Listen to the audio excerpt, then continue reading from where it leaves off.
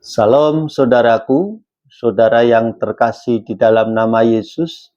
Kita berjumpa kembali dalam satu tayangan edukasi Kristen beriman dengan logika yang sehat.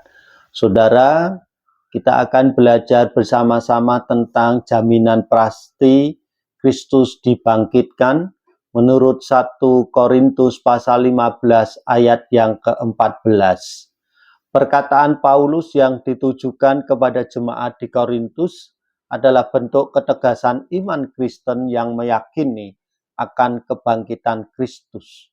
Paulus dalam surat 1 Korintus pasal 15 ayat 14 berkata demikian, tetapi andai kata Kristus tidak dibangkitkan, maka sia-sialah pemberitaan kami dan sia-sialah juga kepercayaan kamu.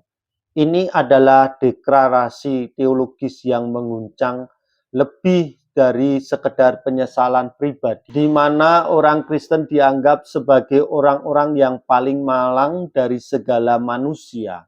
Oleh karena jikalau Kristus tidak dibangkitkan, hal ini menyoroti sebuah konsekuensi yang mengerikan bagi seluruh bangunan iman Kristen jika kebangkitan Kristus tidak terjadi.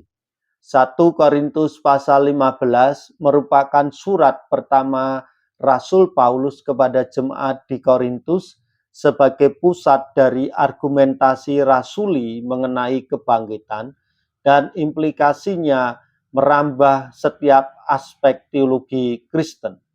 Jika Kristus tidak dibangkitkan dari kematian, maka pondasi iman Kristen runtuh seketika.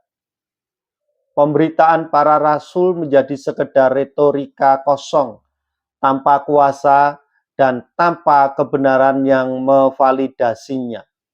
Isi pemberitaan ini berpusat pada kematian dan kebangkitan Yesus sebagai penggenapan janji Allah dan jalan keselamatan. Tanpa kebangkitan, kematian Kristus hanyalah akhir tragis dari seorang nabi yang gagal, bukan korban penebusan yang mengalahkan dosa dan maut. Konsekuensi kepercayaan jemaat di Korintus dan seluruh umat Kristen sepanjang zaman juga menjadi sia-sia. Iman tanpa objek yang bangkit adalah iman yang mati dan iman yang kosong, iman yang tidak memiliki manfaat faedah dalam pengharapannya. Jikalau Kristus tetap dalam kubur, maka tidak ada bukti bahwa pengorbanannya diterima oleh Allah. Tidak ada jaminan pengampunan dosa dan tidak ada harapan untuk kehidupan kekal. Kebangkitan Kristus adalah meterai ilahi atas penerimaan korbannya sebagai penebusan manusia yang berdosa. Roma pasal 4 ayat 25 menyatakan bahwa Kristus diserahkan karena pelanggaran kita dan dibangkitkan karena pembenaran kita. Jika Kristus tidak bangkit, maka manusia tetap tidak dapat ditebus dari dosa-dosanya. Kematiannya, meskipun merupakan pengorbanan yang besar, tidak memiliki kuasa untuk mengalahkan kuasa dosa dan membawa rekonsiliasi dengan Allah. Dengan demikian, seluruh umat manusia tetap berada di bawah hukum dosa dan terpisah dari Allah. Paulus melanjutkan argumennya dengan menyatakan jika Kristus tidak dibangkitkan, maka para rasul adalah saksi dusta tentang Allah. 1 Korintus pasal 15 ayat 15. Ini bukan hanya kesalahan interpretasi, tetapi sebuah kebohongan yang disengaja tentang tindakan Allah yang paling fundamental. Jika para pemimpin dan saksi utama iman Kristen adalah pembohong, maka seluruh ajaran dan tradisi Kristen menjadi tidak dapat dipercaya dan menyesatkan. Lanjut, Paulus menegaskan bahwa jika Kristus tidak bangkit, maka orang-orang percaya yang telah meninggal dunia binasa. Harapan akan kebangkitan orang mati dan kehidupan kekal menjadi ilusi belaka.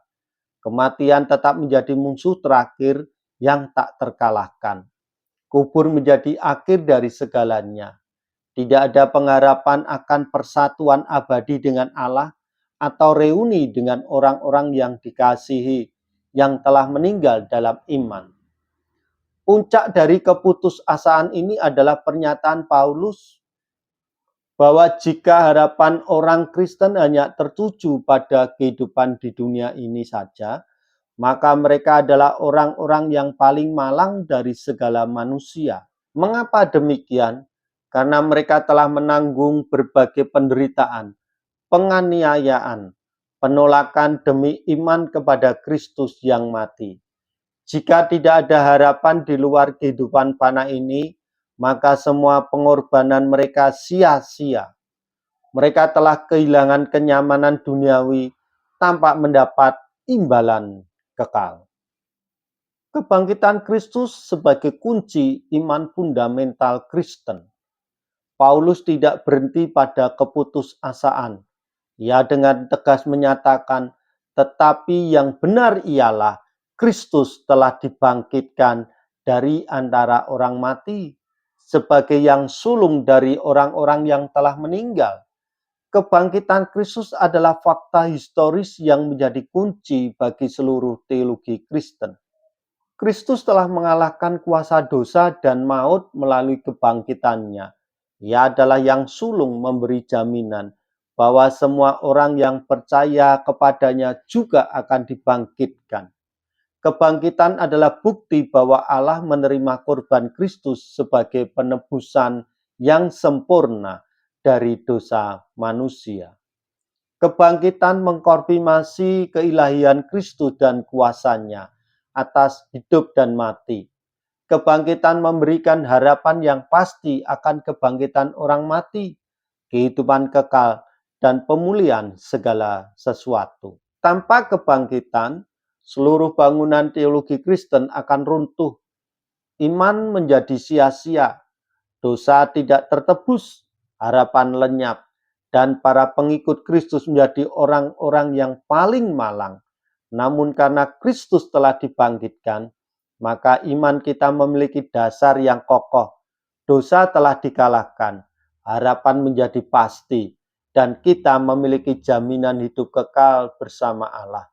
Kebangkitan Kristus adalah inti dan puncak dari Injil, dan tampaknya tidak ada Injil sama sekali. Berbagai teori dan berbagai perkataan-perkataan omong kosong, bahkan suap telah dilakukan oleh para pemuka-pemuka agama Yahudi pada waktu itu untuk menutupi kebangkitan Kristus.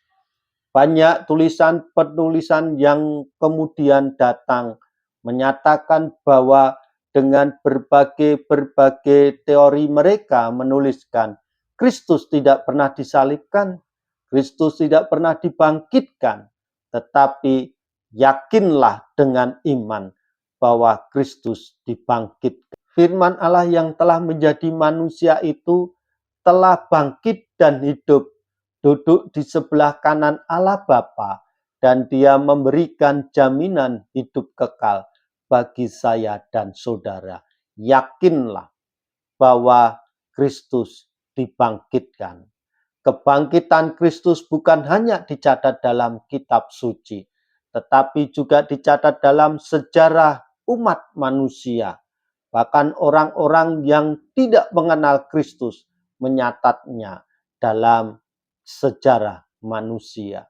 Saudaraku, tetap berpegang teguh pada kebangkitan Kristus, karena Dia telah memberikan jaminan hidup kekal dan hari esok yang penuh dengan harapan.